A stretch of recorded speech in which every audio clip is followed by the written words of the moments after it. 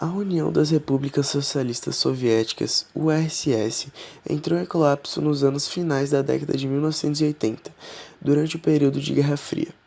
Essa derrocada do Império Soviético está relacionada com o desgaste do modelo comunista implantado na União Soviética em 1917, sobretudo durante o período de totalitarismo stalinista.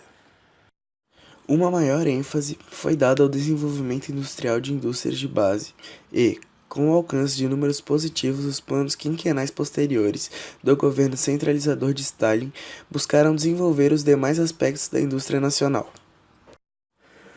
O governo de Stalin, que em função de seus ideais e de todos os massacres feitos, ia causando um grande desgaste social para o povo russo, foi tornando-se incompatível com a realidade de outros países, onde predominava a cultura política democrática e a economia de livre mercado. O governo de Stalin teve seu fim em 1953, com a morte do mesmo, vitimado por um derrame cerebral. Na virada da década de 70 para 80, a URSS via-se necessidade de cortar gastos com guerra e com o fomento de outros países em que o comunismo instalara-se, como Cuba. A guerra travada no Afeganistão, país profundamente influenciado pela estrutura de poder comunista soviético na década de 1970, expôs a URSS a uma grande debilidade militar. Forças de resistência islâmica contra a sovietização afegã foram armadas e treinadas pelos Estados Unidos, mas também passaram a receber auxílio militar da China, que havia rompido com a URSS anos antes, o que conduziu o exército soviético a sucessivas derrotas.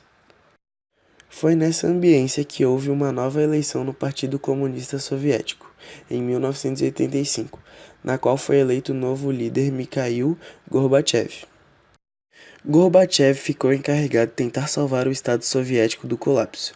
Suas medidas políticas, perestroika, que significa reconstrução, e glasnost, que significa transparência, visavam modernizar as estruturas do país com diversos ajustes, como, por exemplo, menos burocracia na economia, fim da censura, corte dos gastos militares, inclusive com a retirada das tropas do Afeganistão na década de 80.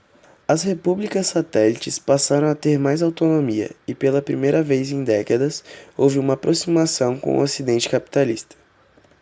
Com baixo poder econômico de compra, os soviéticos começavam a questionar as medidas do aparato comunista. 4 anos após assumir, Gorbachev anunciava a retirada das tropas do Exército Vermelho no Afeganistão. Em 1989, após 10 anos de ocupação, a URSS via a ascensão talibã no poder. No mesmo ano em que o Exército Vermelho retirava suas tropas do Afeganistão, a Cortina de Ferro sofria sua primeira brecha. A Hungria abriu as fronteiras com a Áustria. Já em junho, a Polônia pôs fim à hegemonia do Partido Comunista no país. Em eleições, o sindicato anticomunista venceu e assumiu o poder. Gorbachev não pôde fazer nada. Ao longo de 1989, os partidos comunistas perdiam o poder na Europa Oriental. O Bloco Socialista, formado pela Tchecoslováquia após a Revolução de Veludo, e a Romênia tinham seu rompimento anunciado. No dia 9 de novembro do mesmo ano, a queda do Muro de Berlim foi o estopim, pondo fim ao bloco. A dissolução da União Soviética estava próxima. A União Soviética foi dissolvida em 26 de dezembro de 1991, como resultado da Declaração nº 142H do Soviete Supremo da União Soviética. A declaração reconheceu a independência das antigas repúblicas soviéticas e criou a Comunidade de Estados Independentes. No dia anterior, o presidente soviético Mikhail Gorbachev, oitavo e último líder da União Soviética, renunciou, declarou seu cargo extinto e entregou seus poderes, incluindo o controle dos códigos do arsenal nuclear soviético, para o presidente russo Boris Yeltsin.